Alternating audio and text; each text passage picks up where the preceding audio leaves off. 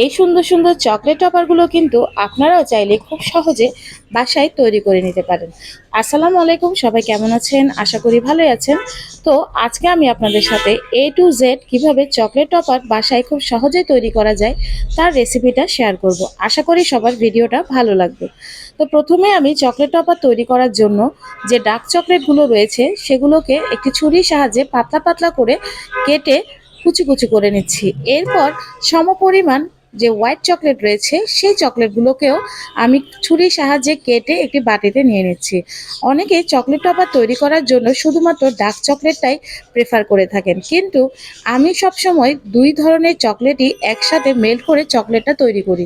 কেননা dark chocolate দিয়ে যদি চকলেটগুলো তৈরি করা হয় তাহলে চকলেটগুলো খেতে কিন্তু একটু তেতো ভাব আসে।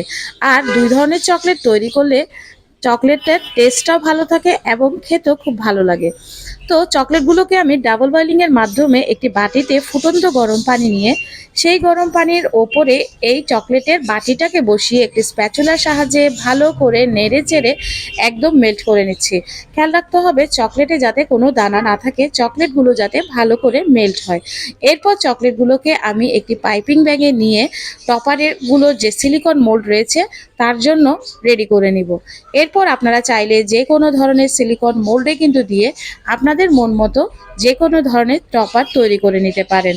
তো এই টপারগুলো মোল্ডে দেওয়ার পর ডিপ ফ্রিজে রাখার তেমন প্রয়োজন হয় না, নর্মাল ফ্রিজে কিছুক্ষণের জন্য রাখলেই কিন্তু টপারগুলো একেবারে তৈরি হয়ে যায় পরিবেশনের জন্য। তো আশা করি আজকের ভিডিওটা সবার ভালো লেগেছে। ভালো লাগলে অবশ্যই কিন্তু একটি লাইক কমেন্ট দিয়ে যেতে ভুলবেন না। তো এই তো রেডি আমার আজকের চকলেট টপারগুলো। আশা করি সবার ভিডিওটা অনেক ভালো লেগেছে।